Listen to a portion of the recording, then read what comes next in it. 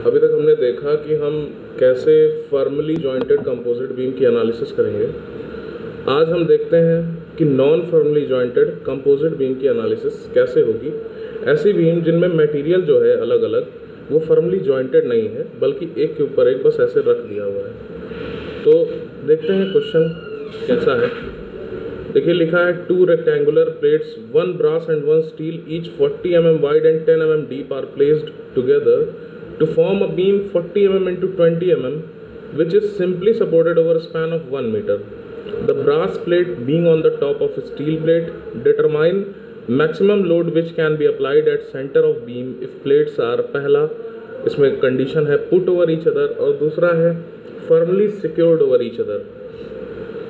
तो देखिए ये कुछ नया केस है। पुट ओवर ईच अदर मतलब एक दूसरे के ऊपर रख दिया गया है, लेकिन दूसरा केस आपको पता है firmly secured over each other. अभी तक हम जितने क्वेश्चन आए उन सब में firmly secured over each other होता था, इसलिए इसको आप खुद से ही सॉल्व करेंगे। मैं पहला केस बताऊंगा।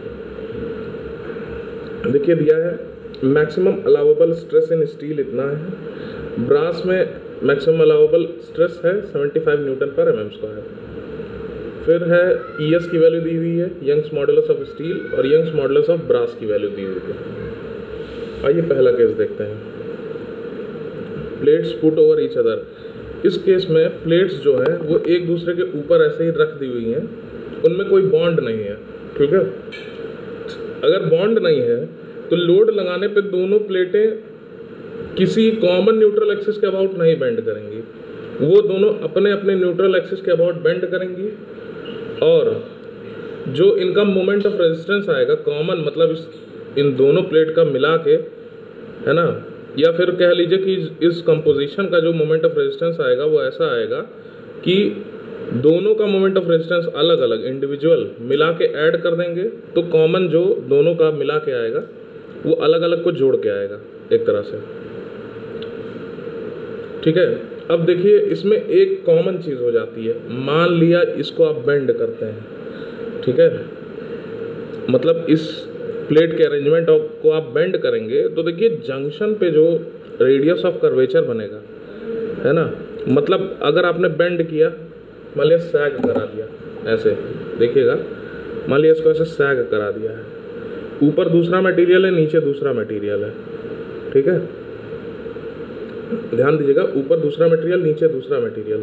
देखिए इस जगह पे जंक्शन पे, तो जंक्शन पे इसका मतलब है कि ब्रास जहाँ पर मैक्सिमम बेंड कर रहा है वहाँ पर स्टील, वो ब्रास जहाँ पर मैक्सिमम टेंशन में आ रहा है वहाँ पर स्टील मैक्सिमम कंप्रेशन में आ रही है, क्योंकि देखिए स्टील मुड़ेगी ऐसे तो उसका टॉप लेयर होगा, ठीक है, कंप्रेशन पूरा, और ब्रास अगर ऐसे जाएगा तो इसका मतलब उसका नीचे वाला ये होगा तो वो टेंशन देगा।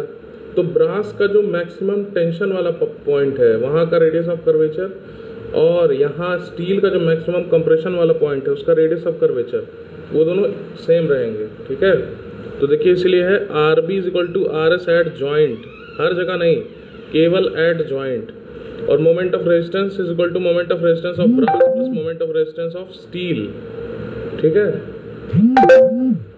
देखिए अब सिग्मा अपॉन Y = E/R, ये आपको प्योर बेंडिंग इक्वेशन का एक पार्ट हमने ले लिया, वहाँ से निकाला है R = Y/σ × E, मतलब कर्वेचर की वैल्यू आ रही है Y/σ × E, ठीक है। आइए देखते हैं इस चीज़ का यूज़ हम कैसे कर सकते हैं। ये बस कॉन्सेप्ट समझिएगा। सबसे बड़ी चीज़ ये है कि अगर हमने बेंड किया ब्रास को और स्टील को, तो इसे जंक्शन पे देखिएगा, ब्रास में जहाँ पे टेंशन आ रहा होगा और स्टील पे जहाँ पे कंप्रेशन आ रहा होगा मैक्सिमम, वो दोनों पॉइंट का रेडियस ऑफ कर्वेचर एक ही रहेगा, मतलब जंक्शन पे जो रेडियस ऑफ कर्वेचर है वो कॉमन है दोनों के लिए, ठीक है। देखिए YB और YS 5-5 mm निकाला है, क्यों?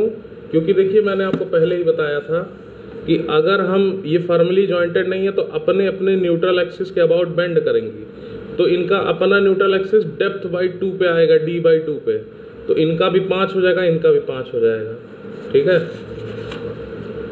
इसीलिए देखिए यहाँ पे 5 और 5 ले लिया है। अब R इज इक्वल टू देखिए sigma B maximum in tension, sorry Y B maximum in tension divided by sigma B maximum in tension into E B, है ना। यहाँ से अब ये कैसे आया आप पूछेंगे, यहाँ से आया। और मैक्सिमम इंटेंशन क्यों लिया है, क्योंकि जहाँ पे जॉइंट है वहाँ पे मैक्सिमम टेंशन आएगा, क्योंकि वो एक्सट्रीम फाइबर है ब्रास के लिए। और यही चीज़ बराबर हो जाएगी Y S maximum in compression upon sigma S maximum in compression into E S. अब यहाँ का ये मैक्सिमम इन कंप्रेशन क्यों लिया है, क्योंकि भाई टॉप मोस्ट फाइबर था, है ना। जहाँ जंक्शन पे अगर आप स्टील को देखेंगे मुड़ते हुए तो वो उसका टॉप मोस्ट फाइबर होगा, वहाँ मैक्सिमम कंप्रेशन आ जाएगा, ठीक है। आइए अब देखते हैं। तो वाई बी 5 वाई एस 5 रख के देखिए, सबसे पहले तो ये वैल्यू कट जाएगी, है ना।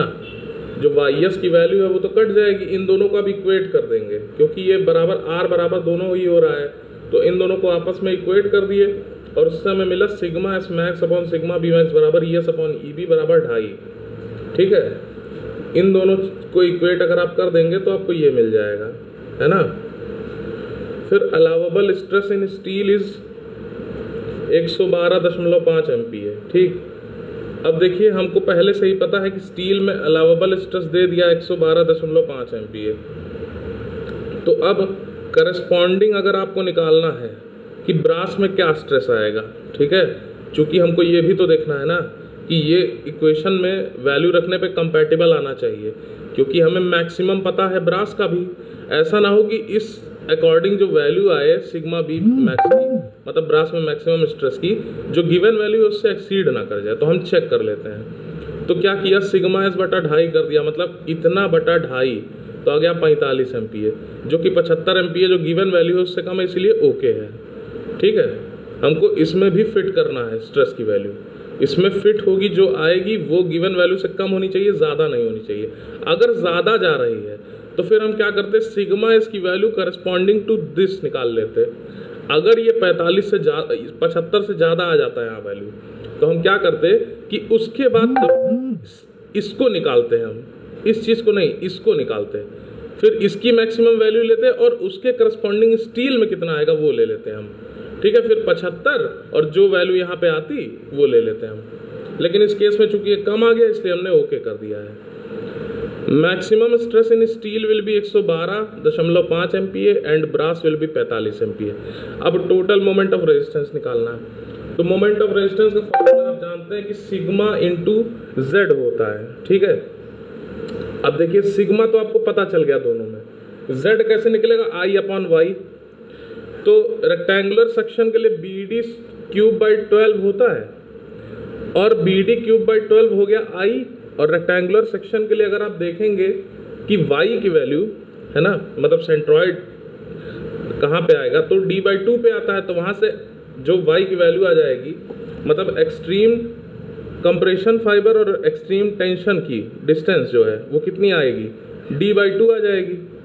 तो y की वैल्यू हो गई D/2 और I की वैल्यू है BD क्यूब बाई 12। तो इससे आपको मिल जाएगा, जब दोनों को डिवाइड कर देंगे तो BD स्क्वायर बाई 6 मिल जाएगा, ठीक है।